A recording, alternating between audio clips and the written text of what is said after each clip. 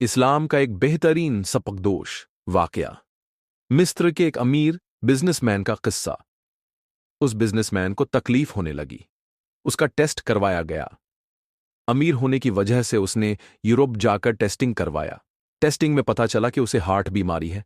वह सिर्फ चंद दिनों का मेहमान था। वह उदास होकर वापस आया और बचे हुए कुछ दिन गिन गिन गुजारने लगा। एक दिन वह शहर के एक रास्ते से जा रहा था। उसने देखा कि एक औरत गोश्त की दुकान के बाहर गोश्त के फेंके हुए टुकड़े उठा रही थी। उस अमीर शख्स को यह देखकर बड़ी हैरत हुई, क्योंकि उसने ऐसा मंजर कभी देखा नहीं था। वह अमीर शख्स उस औरत के पास गया और पूछा कि तुम ये फेंके हुए टुकड़े क्यों उठा रही हो? इस पर उस औरत ने जवाब दिया कि मेरे बच्चे गोश्त खाने की जिद कर रहे थे और मेरे शौहर का इंतकाल हो चुका है। कमाने का कोई जरिया नहीं है। मैं बहुत गरीब औरत हूं। क्योंकि बच्चे बहुत जिद करने लगे तो सोचा कि ये गोश्त के टुकड़ों को थोड़ा गोश्त लगा होता है, घर जाकर साफ करके बच्चों को खिला दूंगी। उनको पता भी नहीं चलेगा ये गोश्त कहां से आया। बच्चों को ये खिलाऊंगी तो बच्चे खुश हो जाएंगे।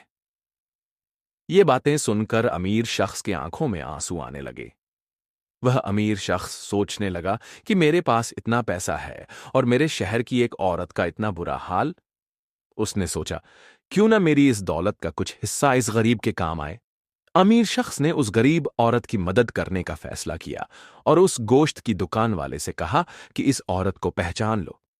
ये औरत जब भी गोश्त के लिए आए तो उसे मेरी तरफ से जितना चाहे उतना गोश्त देना, इसके पैसे मुझसे लेना। इतना कहकर वो शख्स वहां से चला गया और अपने बचे हुए दिन गुजारने लगा। उसने महसूस किया कि उसके दिल का दर्द थोड़ा कम हो गया है। वह डॉक्टर के पास गया। उसने टेस्ट करवाया तो उसके सभी टेस्ट नॉर्मल आ गए।